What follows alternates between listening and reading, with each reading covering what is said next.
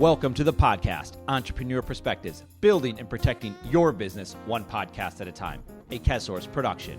In this episode, I chat with Bobby Samuelson of the Life Product Review.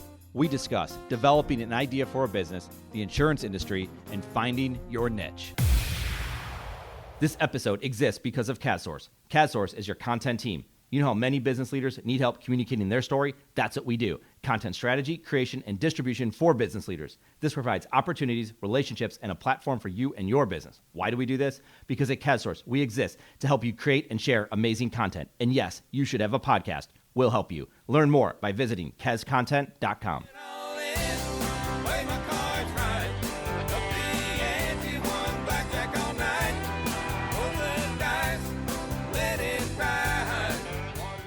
Bobby, you have an incredible story. You've been on quite a ride, as I understand it. So I want to talk to you a little bit today about the ride that you've been on and where you're going. So you told me a story a while ago that you started in business, and here you are, and you're trying to make some way. But take me back a little bit before, when you're in college and you're trying to figure out what do you want to do with your life. Oh man, that's way back. So I always wanted to be a real estate developer. And that was everything I ever wanted to be. When I got my license at 16 years old, I started driving around town looking at houses, looking at, that's just what I loved. My dad's been in the insurance business since the 80s. My granddad was in the insurance business since the 60s, but neither of them really ever told me what they did for a living. So insurance was not something on my radar. So I was in college, 2007, had a couple of job offers in the real estate business, thought that I was going to go do that. And I don't know how else to describe it other than that something did not feel right about the real estate market in 2007. Yeah. So lucky me. That's good insight. It's very good insight. Very lucky. And I was actually graduating a year early from college. So I kind of made the decision to graduate a year early and go into the real estate business. So I ended up actually turning down 2 job offers from firms that actually later on went bankrupt in the crisis. And finally talked to my dad and said, "Hey Dad, what should I do if I'm not going to go into real estate?" And he said, "Well, have you ever thought about the life insurance business?" And I said, "Absolutely not. Is that what you do for a living?" Yeah, that's right. But I was an econ major, so I was triple majoring in business, accounting, and economics, and I graduated a year early with just the econ major. And I had a real math background. That was, my favorite part about economics was the econometrics side of it, and my favorite part of that was statistics. And so I went into insurance kind of blind to the fact that I think I had a pretty natural skill set for it. But until that moment when my dad brought up life insurance, it had never crossed my mind. So you get into the insurance business, right? I mean, so many people say, well, how did you get in the insurance? So I kind of just fell into it, or I got tricked into it, or, yes. Or someone was in the family and they just started, I have to do insurance. Right. You kind of went a different route with it. You get into the insurance business. What was it like right off the bat? Yeah, so I got in, like you said, everybody falls in a different way. I didn't fall on the sales side. So I went to go work for, at the time, the largest distributor of life insurance in the country. And I was going to do a rotational program where they would I was a test case. So they basically said, we're going to make you an intern and you're going to rotate through, and then you're going to go back and work with your dad and sell life insurance. But we're going to kind of train you on the technical parts of the business before you do that. So my first day on the job, I was in the product area, and I remember sitting down on the computer and pulling up this application called WinFlex, which I'd never heard of before, obviously. And I ran my first life insurance illustration, and I fell in love. And it immediately was apparent to me that these are complicated financial instruments. They're not really insurance policies. There's a lot more to them. And that there was just, I don't know how to describe it other than there was at the time it felt like an unending depth of things to know about when it came to product. And also it was pretty apparent to me too that not a lot of people in the life insurance business were product experts. There was a lot of people who were good at selling it. There was a lot of people who knew how to underwrite it. There were a lot of people who sort of understood the corporate side of it. But people who really loved product and devoted themselves to the study and the practice of life insurance product, I didn't know many people like that. But that was me. I knew right away that was what I was supposed to do. And so they kept trying to rotate me through the program. And I was like, no, you don't understand. Like, I don't want to go anywhere else. I am supposed to do life insurance product. And so that's how I got into it. And so I can honestly tell you from day one, I fell in love with it and really honestly haven't looked back since then. Yeah, well, I just used the word before, insight. And so you get insight when you walk into the real estate companies. You're like, something's wrong here, something's not right. I remember walking in actually to mortgage companies because I was getting all these job interviews at the time. I think it was between jobs, and I was like, well, I got a lot of mortgage interview jobs. I must be really ready to do this. And I'd walk in and like the amount of people in the room, it was like boiler room. And I was like, well, I can get a job here. Then you kind of walk out and you're like, something's not right. I don't know what it is, but they shouldn't be hiring this many people. I actually had a job at DLJ Direct early on in the .com era, and the same thing. And every day there's like new training new training people coming in. Didn't seem right. Again, bottom fell out there, mortgage business. So I thought maybe I did have some good insight, but you're taking this insight to the next level when you get into the insurance business. And you're looking at WinFlex Web, and for people that aren't in the insurance business, WinFlex Web is like the main hub to run any permanent illustration. And here you are, you see it, you love it, and then you take that insight to the next level and say, wait a second, there's no product specialist in here. And I can vouch for that, right? You know, there's someone at an insurance company, they might have a product specialist that knows their stuff, but you're talking about product specialty in the entire marketplace, right? Yeah, and I didn't see anybody in that spot. I also didn't see people who just loved it the way that I loved it. Right. You know, there were people who knew about product, but they didn't really. I mean, I was, you know, all my friends were still in college, right? I was living in a brand new town. I had no friends. I was not married. I didn't know anybody, and I literally just remember. I remember going to the office on the weekends sometimes just to run illustrations, just trying to figure it out. Yeah. And that's how much it captured. I remember dreaming about it. I mean, I think most people it takes. You know, they graduate from college and they're just kind of plugging away. And for me, I became immensely interested in what I was doing. And I think that's, so I had the insight, but I also had the interest. And that kind of, I think for a lot of people, those two match those together. Yeah, a lot of people, those two things don't come together. But for me, they came together right away. Well, that's the true entrepreneur, right? Where you just, whatever it takes, you're going to figure this thing out, even if that means you have to dream about life insurance illustrations, which most people don't do. But what you did is you started creating your own category. So we can go into the insurance business and you immediately fall into, you're an insurance agent, or the real estate business, you're a real estate agent, and you're doing what everybody else is doing, but how can you do it differently? So you get into the product space, you start working on it, you obviously love it, which obviously we talk about all the time. You have to have a passion for what you're doing, hopefully, or you just and happen to be really good at it and have a skill for it. You get into that business, where does that take you next? Yeah, so I worked at that company for a couple of years, and then what I realized was that, to your point about kind of being a new category, the category I saw for me was a support structure for high-end life insurance producers. So for people who are not familiar with the space, they think of life insurance salespeople as sort of selling simple term insurance products maybe. What we worked with, the people we worked with primarily were ultra high-end life insurance producers, people that you knew from your days, you know, and these guys, they are mostly guys, are selling, you know, very large, complex insurance transactions for estate planning purposes or business planning or whatever. And they're really good at selling, and they're really good at explaining life insurance conceptually. But when it actually comes down to doing the analysis and choosing a policy and designing a policy, they're not great at that, right? Those are two very different skill sets. And so I saw this new category, which was, why don't I work with these ultra high-end producers? I'll take a percentage of the commission, and I'll do all the analytical work for them. I'll go visit the client with them. I'll explain why we chose this policy over that policy. I'll find anomalies in the products and help that sort of fit into the planning structure that the advisor wants to use. And so I figured that would work, and then I quit my job to find out if it would work for real. So I left and started this little company that did that. And I signed up, I think, 7 or 8 kind of big producers to be my retainer clients. And I started working on it. I would basically just get cut in on cases. And so, like you said about new categories, the new category I was trying to invent was sort of a market for being a product expert, which worked, you know, pretty well. Like pretty much right away, I think there was an acknowledgement that, hey, there's not a lot of this going on in the industry. There's just not a lot of product experts. And so these independent producers saw a need for it, and it was an interesting little business model that I started out with. Yeah, so companies start hearing about this, right? Because now the carriers are starting to get wind. Here you're out doing these things, and now these other big companies are out there. What is this guy up to? Yeah. And you start meeting them probably at events, right? Yeah. You start having conversations with them, and then what happens from there? Yeah. So I did get a little bit of notoriety because while I was at the insurance brokerage firm, I worked a lot with producers while I was there, but I also became an expert in this product category that nobody knew about and nobody cared about, called Index Universal Life. Yeah. Which at the time was like, I mean, they literally gave it to me because I was the intern and no one else wanted to deal with it. But it's an interesting product. It's got a lot of, it's got a lot of derivatives angles to it. It's a more complex life insurance policy than usual, and so that got me interested, obviously. And so your point, I mean, once I left, I started talking about that product and sort of got asked to speak at one conference about the product, about IndexedUL, and the company started to take note, and I suddenly realized, there's not only can I work with producers on sort of individual cases, but maybe there's a category in this business for an independent commentator on life insurance product, which there wasn't one in the life insurance business. And so when you look at investment management or annuities or really any other kind of industry, you almost always have sort of an independent voice on what's going on in that business. And that didn't exist for life insurance products. So I realized pretty early on, I think that there might be a role for me as an independent voice into the product side of life insurance business.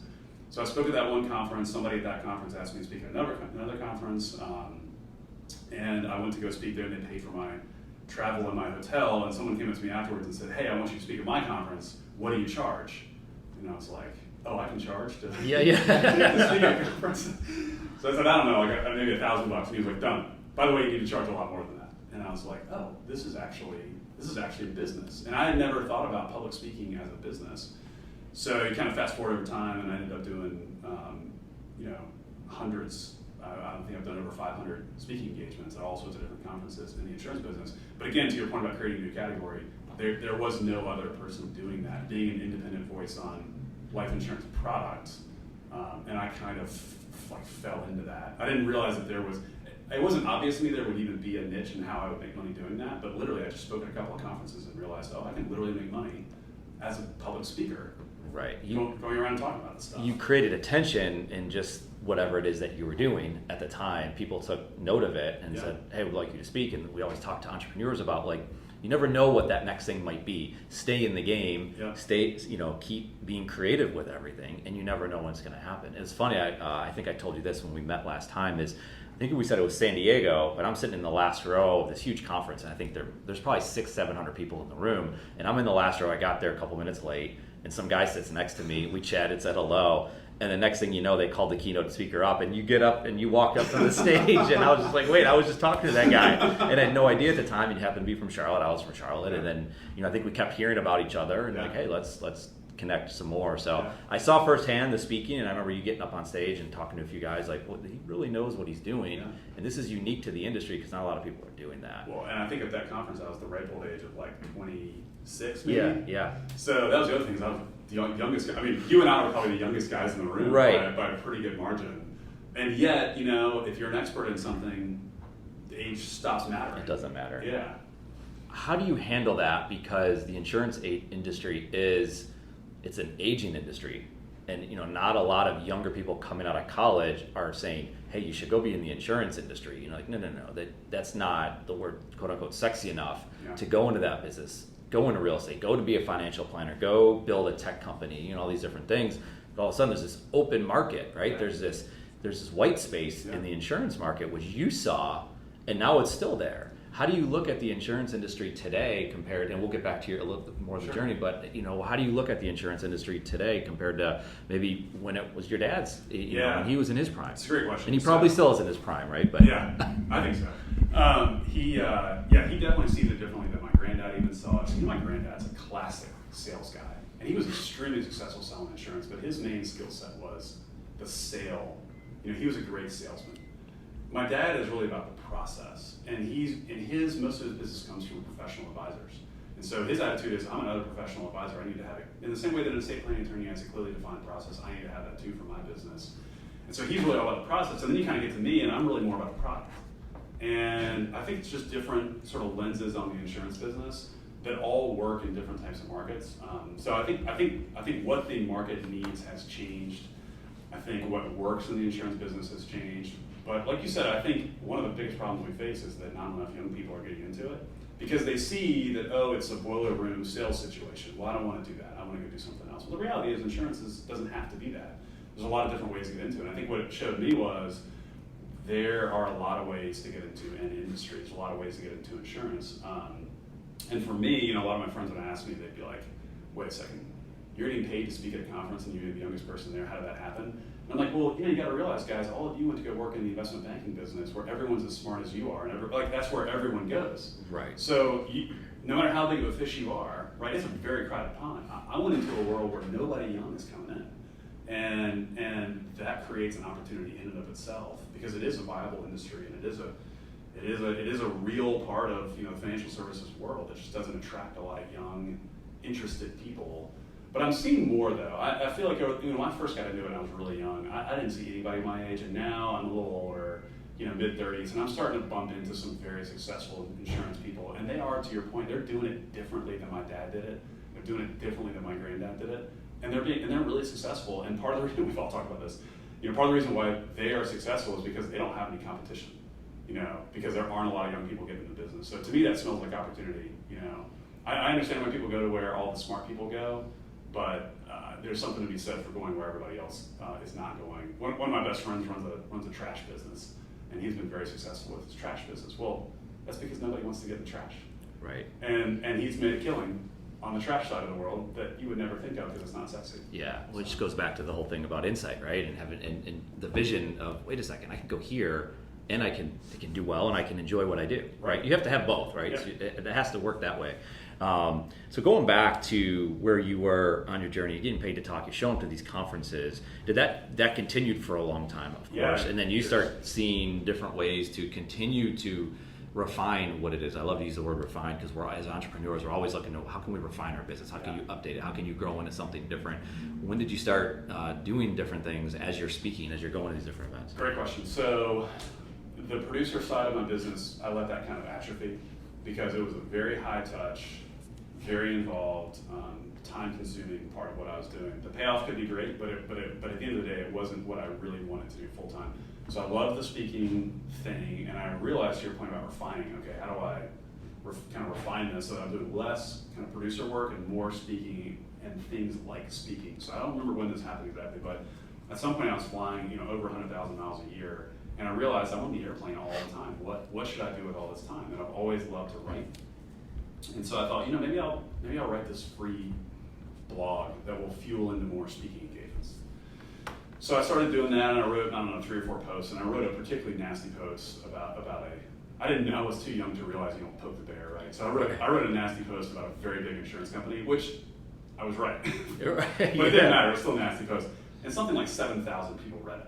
And I thought, oh, this is interesting. So you said 7,000 people read it. Where did they find it? Was this only on your website? People started. I mean, the life insurance business is a small world. Right. And I wrote a nasty post about the #1 life insurance company in the independent side of the world, and it got passed around like wildfire. So it was a link to your website that people were sharing around? I just made like a little free blog on I called it like the Samuelson Design blog. I knew any branding, any marketing, whatever. I just sent a few. I'd written a white paper that had been broadly distributed earlier that year. That was my first kind of experiment into writing. And so I think I sent it to the same distribution list who had read the white paper or something like that. So then I thought, well, all right, I got all this time on airplanes. I love to write. I wonder if I can monetize, written content. So if people are paying me to speak, maybe they'll pay me to write too. So maybe a month later, I worked with a web developer, rolled out a subscription-based website, set the price at what I thought was a ridiculous amount that no one would pay, and I'll never forget, Eamon Walsh was my first subscriber. He subscribed 5 minutes after I wrote it, and I called him and said thank you. And it ended up being a really successful, not particularly time-consuming endeavor that I loved. And so basically my life then became speaking at 100 or 120 or so engagements a year, flying 200,000 miles a year, and while I'm in the plane, I write blog posts. Yeah. And that was pretty much the business model. So I'm not an entrepreneur in the typical sense that I had a bunch of employees. I was a solopreneur who, to your point, was just trying to refine that business model to where I could get paid. This is what I always said. I want to find ways to get paid to think, write, and speak. And whatever way I can get paid to think, write, and speak, or any combination of that, is going to fall in my wheelhouse. So that started to include, work with life insurance companies. They hired me to do consulting work, all sorts of things like that too. But again, trying to refine it down to just speaking, writing, thinking, and getting paid for that. Focused. You were completely focused. And it was all product. And finding the time, I always say that, I tell John, who's in here as we record this, and I wrote some articles recently, and I sent them, and there was like 7 articles, and I'm like, get me on a plane more often, because everything's blocked out, and you have to do it. It's either that or just sit there and stare at something, or I don't want to watch a movie, know. And that makes a lot of sense. And there's 2 other things that I see in there is people always talk about, well, how are you going to get on social media, and how are you going to do this, and how are you going to do that? Well, the bottom line is that's all important. There's no doubt about it. But good content wins. So if you write something that's good, it's got a chance to break through. There's a lot of noise out there, so it still might hit 2 people and then stop. Okay, that's fine. Just keep going. And then not to say, let's just go create something polarizing to be polarizing, because we know a lot of people that do that. Yeah. You just state how you truly believe about something. Maybe stay away from the politics or some of the, unless that's what you're into, right? If you're in the political world, hey, by all means. But if you create something where there might be two sides to it, that's okay, as long as, like you're saying, you're the expert and you can defend your thesis on that. Yeah, it's a fine balance that I had to learn the hard way. So there's a difference between, so I agree with you about good content. I had a lot of people say content is king. I would hear that a lot, and I say, well, why don't you invest more in making good content? You're just copying stuff other people have written. So for me, it's like, okay, how do you create good content? What's the definition of good content? And to your point, it's that I have to believe it, but 9 times out of 10 for me, that's creating original analysis. So it wasn't just like I would sit on the plane and write. I mean, I remember most plane trips, I was crunching numbers, I was reading through insurance company statutory filings. I was like an investigative reporter trying to find the angle that no one else was talking about. And honestly, if I look back over my career has been made by 3 or 4 things that I realized before they were public, that I talked about, that no one had ever heard anyone talk about before, and that's why I got hired to be a speaker. Yeah, I mean, I'm moderately entertaining, like I'll throw a few jokes in here, but at the end of the day, people hire me as a speaker because they know that I'm gonna get up and show something that they have never seen anywhere else. Yeah. And that's because I'm putting in the hours and hours and hours and hours and hours it takes to create really original content. And that to me was the key to everything I was doing, was trying to really get an angle that nobody else had. Not because I wanted to just do what nobody else had done, but because, again, there's not many people in the insurance business who are asking the kind of questions I was asking, and so it wasn't that hard to find something that for example, back in 2012, this product Guaranteed UL, and everyone knew that it had some kind of complexities beneath the surface. Well, I actually started reading and cataloging all these obtuse contract language, and what I realized was that there was some really nasty stuff buried in these contracts that literally no one was talking about, and I started talking about it, and companies actually had to make official responses to it and change their contract forms, but that was because I put in the time for the original analysis. Right, you didn't just throw that out there one day hoping it would stick. No, right. And that's what people are always asking, like, aren't you worried about getting sued? I say, yeah, of course I'm worried about getting sued, but that's why I do the analysis. Right. Because if you're going to come at me, you got to prove that I'm factually incorrect, and it's my job, the hours and hours and hours I spend on the analysis, to make sure that I'm at least mostly factually correct. And if I'm factually incorrect, I would, and I had to do this a couple times, I would write a post recanting a previous post. Right. And say, hey, I was Prove wrong. me wrong. Right. Yeah, or no, I would even say, I was wrong. Here's what I got wrong. Here's why I got it wrong. Right. And here's the conclusion. Now that I fix it. Yeah. And once companies realized that I would do that, they wanted to work with me a little more. They would call me up and say, hey, you didn't really get this part right or whatever. And that ended up being immensely helpful, having those relationships. Well, and that's being humble enough to know that, first of all, you knew that you knew what you knew, and you were able to put it out there and feel good about it. And of course, people are going to make mistakes, but you're humble enough to know, I can fix that. I can make that right. Yeah. And I think that's something, but going back to your earlier point, is you had to put in the time and the effort. This is not something you just thought about, glossed over, and then just sent it out there. You're hours. But like you said, like you're in your 20s and you're going home and you're running illustrations. Like, yeah. You have that in you. Not everybody does, That was right? my life. Yeah. Yeah. So to create the content, you have to put in the time behind it. You have to really think. You have to get deep, or emotional, whatever type of content you're creating. If it's analytical, if it's educational, or if it's whatever it might be. Maybe it's just entertainment, but really think and get deep in it. Yeah, and I think that was the big thing I saw was just people want authenticity. For me and my brand, authenticity is analytics and unique content around that. I think a lot of people get that wrong with content creation. They go for stuff that people can find elsewhere, and I don't know, maybe that works for some people. But for me, it was always about being authentic and not copying, like taking what's good from other people, but building on it myself. Yeah. And putting my own. I've had a lot of people offer to write for me over the years, and I'm like, you don't understand. If I don't write it, it's not me, and if it's not me, people don't care. Right. So no, I appreciate the offer, but I don't want a ghostwriter. Right. For that exact reason. And they want that third party, the independent source of someone who's really, they trust you at this point, right? They know who you are, they like you, they trust you, they know, like, trust. And then you're able to put that out there. And at a time, I feel like if you go to Amazon or Google reviews, for example, and I just want to buy a product, I want to buy a microphone, I want to read reviews about that. I want someone who doesn't work for the microphone company to tell me what their experiences were with it. Yeah. And maybe for a microphone, I can get 500 reviews. For a life insurance policy, maybe I only can get one because there's only one that exists. But in a time where trust is everything, like maybe more than everything, you come out with the life product review on these life insurance contracts that people can say, I can get my third party and feelings on this, and then I can still make my own decision. Maybe I read something, you're like, no, I disagree here or there. That's okay. You're just giving me the facts, and now I can do something with that. So I think at the time where Amazon's growing, Google's growing, and you listen to it, look at a podcast, there's reviews in the podcast, so I can learn about it. Maybe not all those reviews are the right reviews, and maybe they're family members, all that kind of stuff. But that's the point of reviews just in general, I think makes sense. When you say the life product review, it's like, it's good timing, doesn't hurt either. No, yeah, I totally agree. And at the time in the insurance business, things were getting complicated. Right. So it was the right time for someone like me. Well, they needed trust because the industry was losing trust because their products weren't, I've had multiple calls with very large insurance companies, and let's say it was a policy from the 70s or 80s, and I couldn't get anybody on the phone to answer the questions that I had until they found someone in the basement and they got on the phone, and then we worked it out together. Right. But it was complicated. They were losing trust at the time, and agents were losing trust, and there's Dateline specials or whatever to show that they were putting out there for some of the annuity contracts that existed, and people, they needed someone to come out there that was trustworthy and that could put out this type of information. That's what you've done. Well, and I think the biggest thing to your point about trust is, so you're right. If people agree with me, disagree with me, that's beside the point. The main thing is that I'm putting things into light that were otherwise hidden in darkness.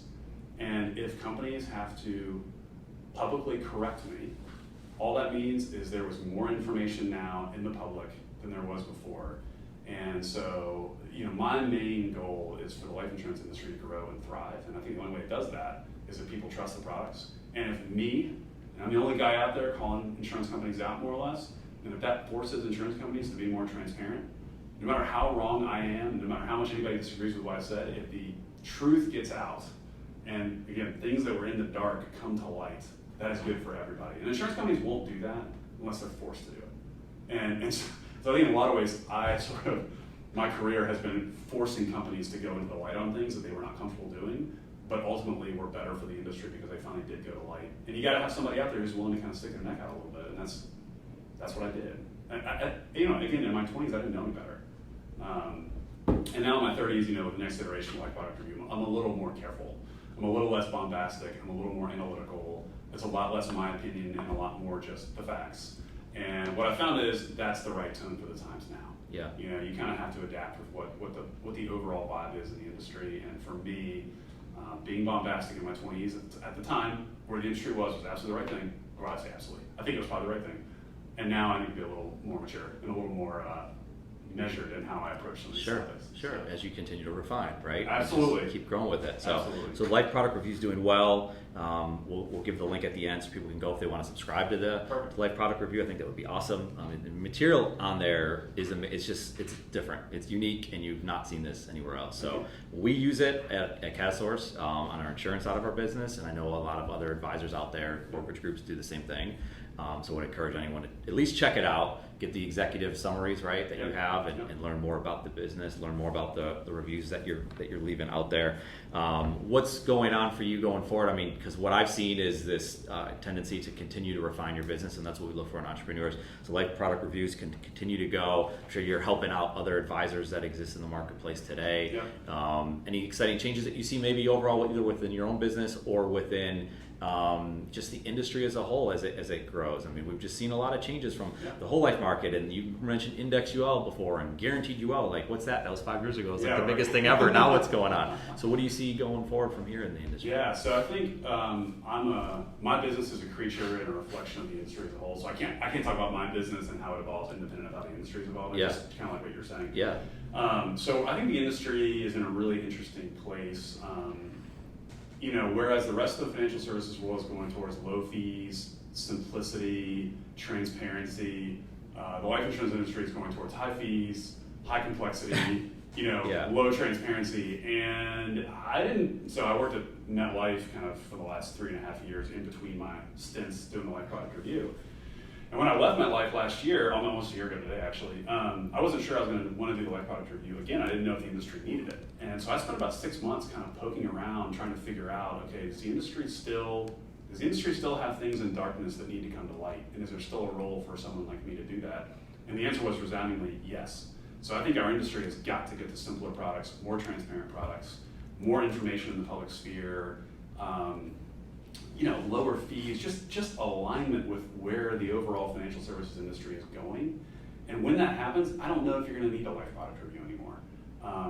For the time being, I'm going to keep writing about all the crazy stuff that's coming out in the market. I mean, every new product that comes out has some weird wrinkle in it that requires someone like me to spend hours and hours and hours trying to figure it out. It shouldn't be that way, is what It you're should saying. not be that way. I didn't want it. I mean, I love doing a life product review, but I wish our industry was so simple and so transparent that you don't need me to do this. But instead, there needs to be someone like me. I mean, the example I use is back when I did a life product review back in like 2012, 2013, it would take me 5 hours to figure out a product. It's a couple of wrinkles here and there. I've got a bunch of proprietary models I built. I put it in there, and usually pretty straightforward. And I'd write the review and be done. Now, I mean, one review for one product has probably taken me over 100 hours for one particular product.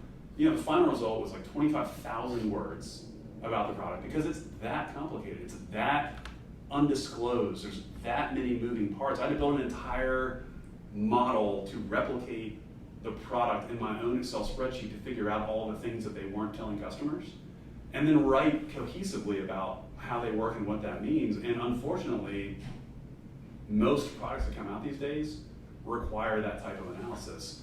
So for me, the life product review, as long as the industry insists on making highly complex, low transparency, high fee, high leverage, high illustrated performance products, I'm going to have the life product review. I would love to, in 5 years, close it down and say, hey, we're in a better place as an industry. We don't need an independent arbiter the way that we used to because these products are so simple and straightforward that you don't need someone like me. That would be my hope. I don't know if many entrepreneurs hope for their own obsolescence, but I think. But you're going to refine anyway, so it doesn't matter. So if I took it away from you today, which I'm going to do in a couple minutes, we'll do a real quick rapid fire approach. I'm going to take it away, but that's what you look for. You try to say, what's going to put me out of business? Absolutely. And you're okay with that because you're like, I took that away from you. Well, you just go create something else. And it's obsolescence on my terms.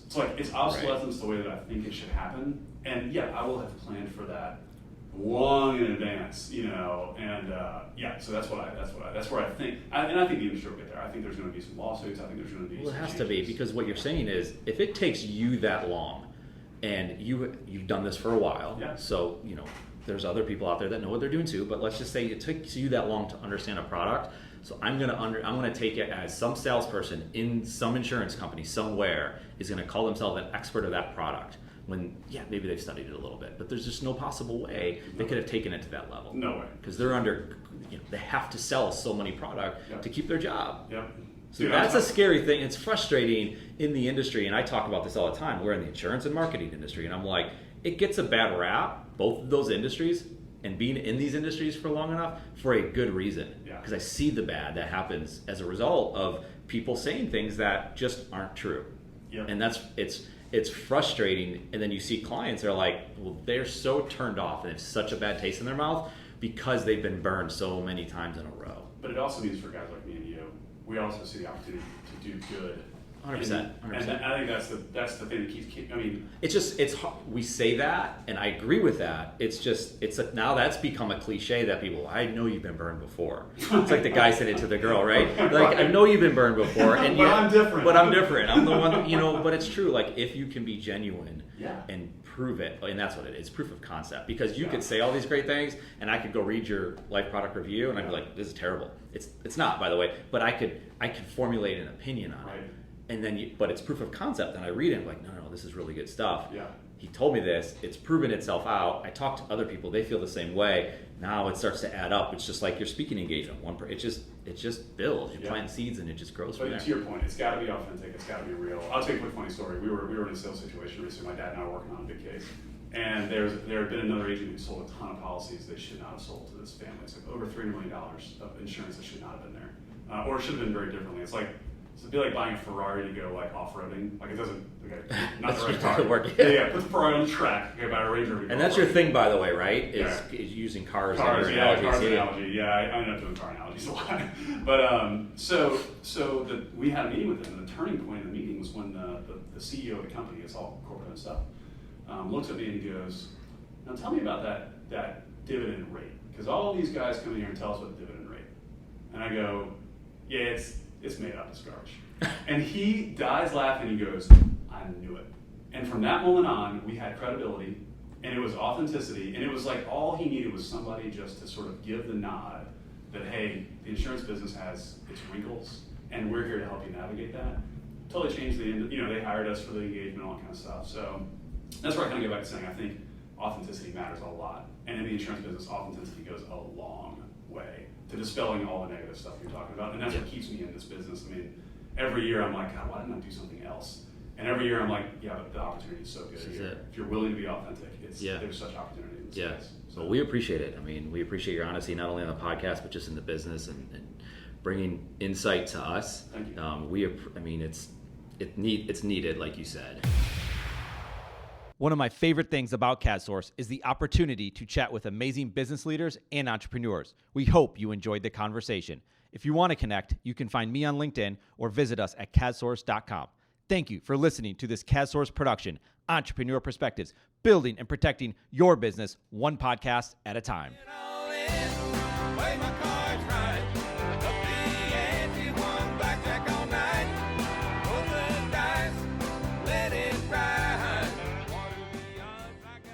This episode is brought to you by the CADSource brand Podcast. Podcast is your podcast production team. You know how many business leaders need help communicating their story through audio? That's what we do. Podcast strategy, creation, and distribution for business leaders. This provides opportunities, relationships, and a platform for you and your business. Why do we do this? Because at Podcast, we exist to help you create and share amazing content through podcasts. Learn more by visiting podcast.com.